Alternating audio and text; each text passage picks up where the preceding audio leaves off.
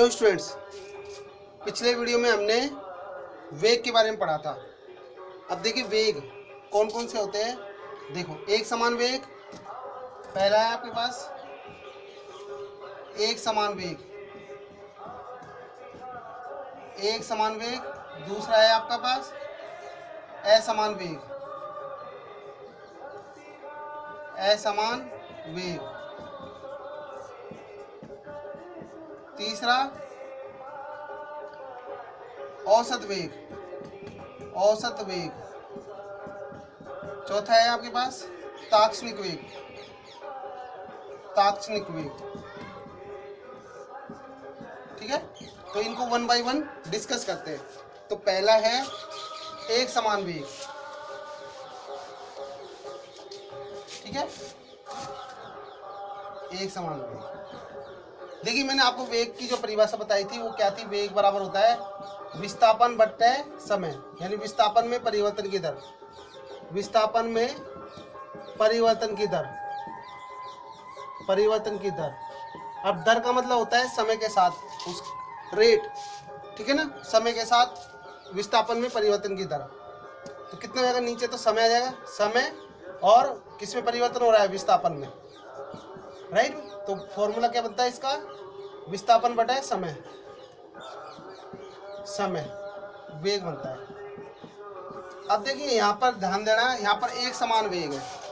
ठीक है ना, यदि किसी वस्तु या पिंड का विस्थापन क्या है, समान समय अंतराल में समान रहता है, तो उसे क्या कहते हैं, उसे क्या कहते हैं, एक समान वेग कहते हैं। जैसे एक एग्जांपल से लेते हैं, ये कोई वस्तु है, ए से डी तक जाती है, तो ये बी को कवर करता है, फिर सी को कवर करता है। ठीक है, समय मान लेते हैं, जैसे यहाँ पे एक घंटे, एक घंटा, एक घंटा, एक घंटा और एक घंटा। तो समय क्या है, सभी में समान है। अब विस्थापन, अब यहाँ पे विस्थापन है, ध्यान रखना, दूरी नहीं है। विस्थापन ले लेते हैं 20 किलोमीटर है, जैसे 20 किलोमीटर है, ये भी क्या है 20 किलोमीटर है, और ये भी क्या है 20 किलोमीटर है। ये तीनों चीज विस्थापन है, ध्यान देना। मतलब ए से बी तक कितना विस्थापन है, एक घंटे में 20 किलोमीटर का विस्थापन होता है, एक घंटे में दोबारा 20 किलोमीटर होता है, और ये लास्ट एक घंटे में 20 किलोमीटर होता है। यानी समान समय अंतराल में समान विस्थापन तय करता है। ठीक है, तो उसे क्या बोलेंगे, एक समान वेग कह लेंगे। ठीक है भाई, यदि कोई वस्तु समान समय अंतराल में समान विस्थापन तय करती है, तो उस वस्तु का वेग क्या होगा, एक समान वेग होगा। अर्थात परिभाषा क्या होगी, जब कोई वस्तु या पिंड समान समय अंतराल में समान समय अंतराल में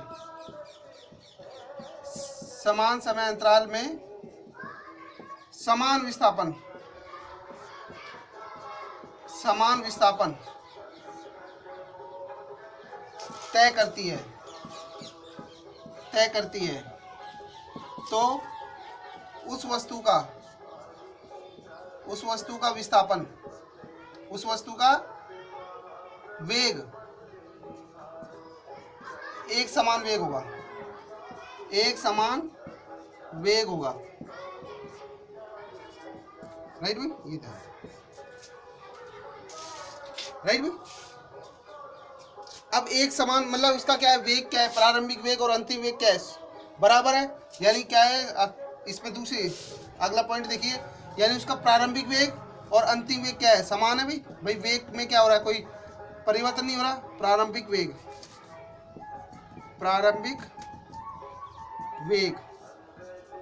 बराबर क्या होगा, अंतिम वेग होगा, क्योंकि दोनों का वेग क्या है, सेम ही है भाई। तो कितना हो जाएगा, ये u, प्रारंभिक वेग को u से लिखते हैं और अंतिम वेग को किससे लिखते हैं, v से। ठीक है, तो यानी कितना हो जाएगा, u बराबर v हो जाएगा, u बराबर v हो जाएगा। अब देखो इस कंडीशन में अगली लाइन से है, तो त्वरण क्या होगा इस केस में, त्वरण। अब देखो, मैं त्वरण की जो परिभाषा मैं आपको आगे बताऊंगा। ठीक है, पर यहाँ पर अपन एक समान वेग के लिए त्वरण ज्ञात कर लेते हैं। तो त्वरण को लिखते हैं ए से, एक्सीलरेशन त्वरण। तो त्वरण का जो फॉर्मूला होता है v - u/t होता है। देखो, ये मैं आपको आगे बताऊंगा। अगला टॉपिक जो रहेगा हमारा वेग के बाद, पहले चाल पढ़ा, फिर वेग पढ़ेंगे, फिर तो उसके बाद त्वरण पढ़ेंगे। तो ये अभी आगे पढ़ेंगे। तो अभी आप इसका फॉर्मूला यहाँ पे यूज करना है। तो कितना होगा, देखो u और बराबर v दोनों सेम है, तो u की जगह क्या करेंगे, u की जगह मैं क्या पुट करूँगा, v पुट करूँगा। तो क्या हो जाएगा, देखो यहाँ पे वैल्यू रखो यहाँ पे, तो a बराबर कितना हो जाएगा, v minus v upon t हो जाएगा। भाई इसकी u की जगह, u की जगह क्या रख दिया मैंने, v पुट कर दिया भाई, ठीक है, राइट भाई। तो कितने हो जाएगा, v से भी कैंसिल हो जाएगा, तो कितना होगा 0 अपॉन टी, और 0 मतलब कितना आएगा, इसका त्वरण 0 आएगा भाई, कितना आएगा, त्वरण 0 आएगा। तो एक समान वेग के लिए कितना आएगा त्वरण की मान क्या आएगा, 0 आएगा भाई। एक समान वेग के लिए त्वरण का मान कितना आता है, 0 आता है भाई। इसको मैं ऊपर समझा देता हूँ, एक बार थोड़ा देख लीजिए, यहाँ पे समझ नहीं, यहाँ पे आ नहीं रहा, ठीक है।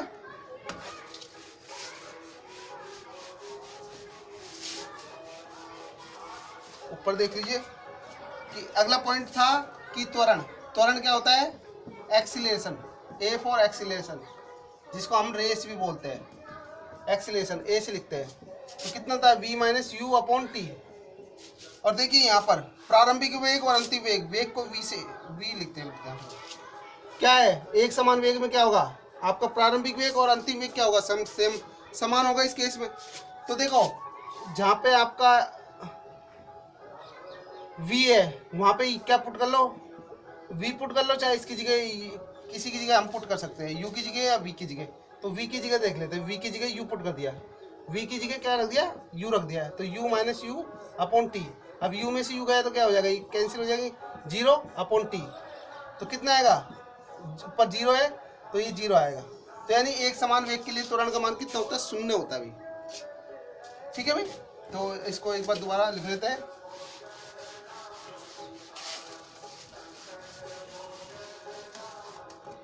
एक समान वेग के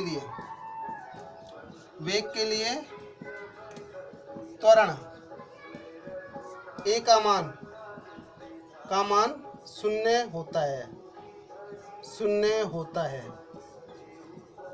ठीक है भाई, ये ध्यान रखना। अब आता है आपके पास असमान वेग, सेकंड नंबर असमान वेग, ठीक है भाई। तो देखो इसमें वही एग्जांपल से अपना दोबारा देखो, मैं इसको मिटा देता हूँ एक बार, ऊपर से स्टार्ट करते हैं इसको। सेकंड नंबर है आपका असमान वेग, ठीक है। तो देखिए यदि कोई वस्तु, जैसे यहाँ पे ए है, यहाँ पे डी है, आपका बी है, यहाँ पे सी है, राइट। या तो एक चीज़ है, कंडीशन है कि भाई इसका जो समय अंतराल है वो सेम रखो, एक 1 हावर है, ये भी 1 हावर है, और ये भी 1 हावर है, ठीक है भाई, एक घंटा है। अब देखो इसमें समान क्या है, मान लेते ए से बी तक एक घंटे में वो मान लो 15 किलोमीटर तय करता है, ठीक है। अगले में वो कर लेता है, मान लो 27 किलोमीटर करता है, ठीक है। और इसमें करता है, मान लेते हैं 7 या अपन 9 किलोमीटर, ठीक है। तो अब क्या कर रहा है, यहाँ पर कोई वस्तु है, वस्तु यानी आपकी कार भी हो सकती है, बाइक भी हो सकती है, ठीक है। अब देखिए समान समय अंतराल में क्या होता है, समान समय अंतराल में अलग अलग विस्थापन तय करती है। अब ये जो ऊपर है ये सारे विस्थापन है, ध्यान रखना, ये विस्थापन है,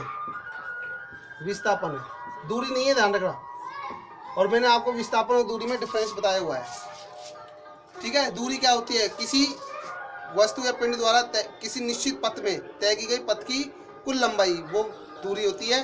और विस्थापन होता है प्रारंभिक और अंतिम बिंदु के मध्य की बीच की न्यूनतम दूरी विस्थापन होती है, ठीक है। तो ये विस्थापन है। तो ध्यान देना दोबारा परिभाषा, यदि कोई वस्तु या पिंड समान समय अंतराल में असमान विस्थापन तय करती है तो उस वस्तु का वेग क्या होगा, असमान वेग होगा, ठीक है भाई, असमान वेग होगा।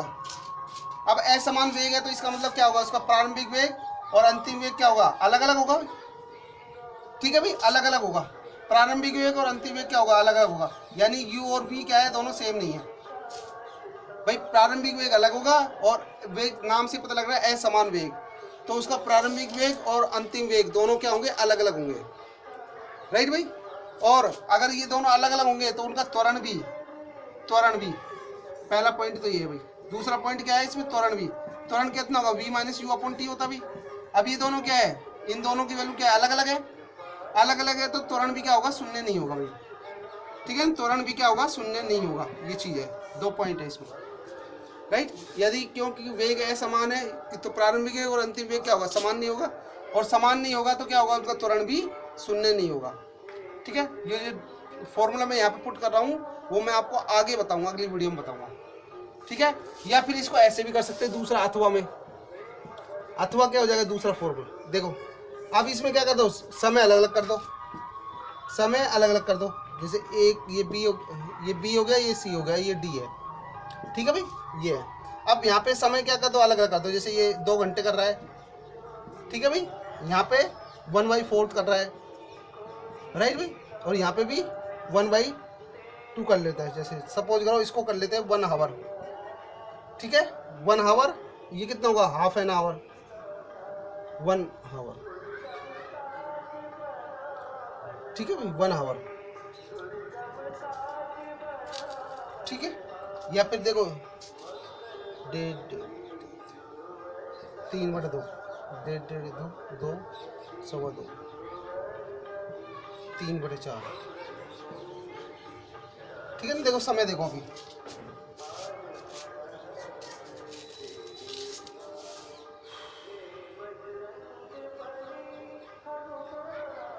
तो 1 आवर, ठीक है भाई। अब देखो यहाँ पे क्या है, समान समय क्या है, समय क्या है भाई, अलग अलग है, समय अलग अलग है। अब देखो इसमें जो समान दूरी तय करता है, मान लेते हैं इसमें 20 किलोमीटर कर रहा है, इसमें भी 20 किलोमीटर कर रहा है विस्थापन, और इसमें भी 20 किलोमीटर विस्थापन है, ठीक है भाई। तो क्या है, अब ध्यान देना कि यदि कोई वस्तु या पिंड असमान समय अंतराल में, समय क्या है देखो, असमान समय अंतराल में समान विस्थापन, विस्थापन क्या है दोनों में, ये सभी में क्या है, समान विस्थापन तय करता है, तो उस वस्तु का वेग क्या होगा, असमान वेग होगा। दोबारा समझिए, दोनों परिभाषा को मैं कंबाइन करके बता रहा हूँ कि जब कोई वस्तु या पिंड समान समय अंतराल में असमान विस्थापन तय करती है तो उस वस्तु का वेग क्या होगा, असमान वेग होगा। अथवा यदि कोई वस्तु या पिंड असमान समय अंतराल में समान विस्थापन तय करती है तो भी उस वस्तु का वेग क्या होगा, असमान वेग होगा, ठीक है भाई। तीसरा आता है आपके पास औसत वेग। औसत वेग क्या होता है देखो,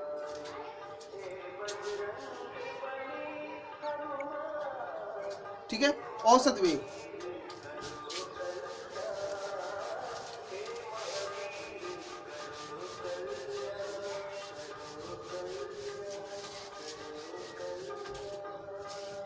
तीसरे नंबर पर आता है आपका औसत वेग।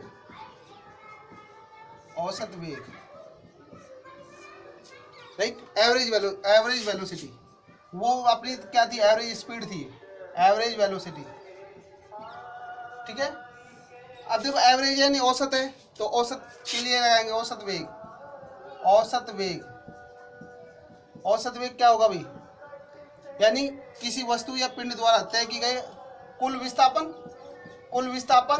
और उस विस्थापन को तय करने में लगा, उस विस्थापन को तय करने में लगा कुल समय क्या कहलाएगा भाई, औसत वेग कहलाएगा भाई। और अपन ने औसत जो लिया था, औसत चाल, उसमें कुल दूरी ली थी, औसत चाल, कुल दूरी, वहां पे कुल दूरी ली थी, कुल दूरी बटा कुल समय, तो दोनों में डिफरेंस ध्यान रखना। यहाँ दूरी है इसमें चाल में, तो और विस्थापन में क्या है, ये विस्थापन में क्या है, वेग है, राइट भाई। तो दोनों में बहुत डिफरेंस है, राइट भाई। अब देखिए, अब इसको जो लिखते हैं वो कैसे लिखते हैं, कुल विस्थापन delta x upon delta t, ठीक है। अब विस्थापन कैसे निकालते हैं, यानी अंतिम में से प्रारंभिक को घटाते हैं, तो इसको कैसे लिखेंगे, यानी x2 माइनस x1 अपॉन कितना हो जाएगा, यहाँ पे T2 माइनस T1, ठीक है। ये कितना जगह आपके पास औसत वेग, और वेग है तो यानी वेग के ऊपर बार लगेगा, यहाँ पे वेग के ऊपर क्या लगेगा, बार लगेगा, राइट भाई, ध्यान देना सभी। अब जैसे एग्जांपल की बात करें, इसमें अपने पास दो वेग होते हैं, u और v, दो वेग होते हैं, तो इनका औसत क्या निकालेंगे, इनका दोनों का औसत कितना होगा, दो वेग होते हैं भाई, प्रारंभिक वेग और अंतिम, प्रारंभिक वेग ये अंतिम वेग है, तो क्या निकालेगा उसका औसत, ये आएगा u प्लस वी बाई 2, ठीक है ना, ये औसत वेग अगर u और v दो है तो, राइट। तो ये ध्यान देना, आपके पास ये आ गया। तो औसत वेग क्या कैसे निकालेंगे, कुल विस्थापन बटा कुल समय, ठीक है भाई। नेक्स्ट है आपका इस पास ताक्षणिक वेग, ताक्षणिक वेग,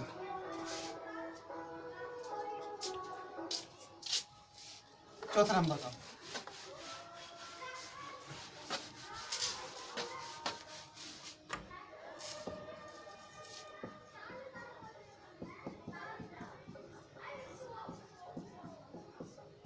ठीक है भाई। तो ताक्षणिक वेग कैसे निकालेंगे, ताक्षणिक वेग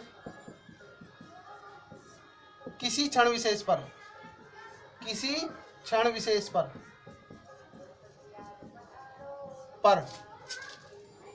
वेग ज्ञात करना ही, वेग ज्ञात करना ही ताक्षणिक वेग कहलाता है। किसी क्षण विशेष पर वेग ज्ञात करना ही ताक्षणिक वेग कहलाता है। तो ताक्षणिक वेग जो होगा आपके पास क्या होगा, limit delta t tends to 0, और यहाँ पे औसत वेग होगा, औसत वेग, ठीक है भाई। अब देखो ताक्षणिक वेग बराबर होगा limit delta t tends to 0, और औसत वेग अभी मैंने आपको बताया था delta x upon delta t, ठीक है भाई। तो अब यहाँ पे जो डेल्टा एक्स है वो विस्थापन है, ध्यान रखना, वेग में हमेशा विस्थापन यूज करेंगे, विस्थापन है, तो कितना हो जाएगा, ये लिमिट के साथ लगेंगे तो dx बाई dt, ठीक है ना। तो ये आपका ताक्षणिक वेग होगा, ताक्षणिक वेग, ठीक है। नेक्स्ट जो हम पढ़ेंगे वो पढ़ेंगे त्वरण, अगला पढ़ेंगे त्वरण एक्सीलरेशन, वो अगली वीडियो में पढ़ेंगे। अब देखो यहाँ पे ध्यान देना सभी, हमने क्या क्या पढ़ लिया अभी तक पहले हमने पढ़ा था, सबसे पहले चाल पढ़ा था, चाल के बाद वेग पढ़ा है, अब वेग के बाद तीसरा टॉपिक लेंगे हम त्वरण, ठीक है ना भाई, त्वरण। और इनकी भी चार कंडीशन थी, इसकी चार कंडीशन कौन सी थी, एक समान चाल, असमान चाल, औसत चाल और ताक्षणिक चाल। ऐसी इसकी भी एक समान वेग, असमान वेग, औसत वेग और ताक्षणिक वेग। इसमें भी देखिए एक समान त्वरण, असमान त्वरण और औसत त्वरण और ताक्षणिक त्वरण। तो ये टोटल 12 कंडीशन हो गई इनकी, कितनी हो गई, 12 कंडीशन। तो अभी तक हमने 8 कंडीशन पढ़ ली है, 4 इसकी 8 कंडीशन हम अभी तक पढ़ चुके हैं, राइट भाई। 4 कंडीशन इसकी और बच रही है, वो भी पढ़ेंगे, राइट। तो आज के लिए इतना ही। तो नेक्स्ट जो टॉपिक लेंगे वो हम त्वरण लेंगे इसके बाद।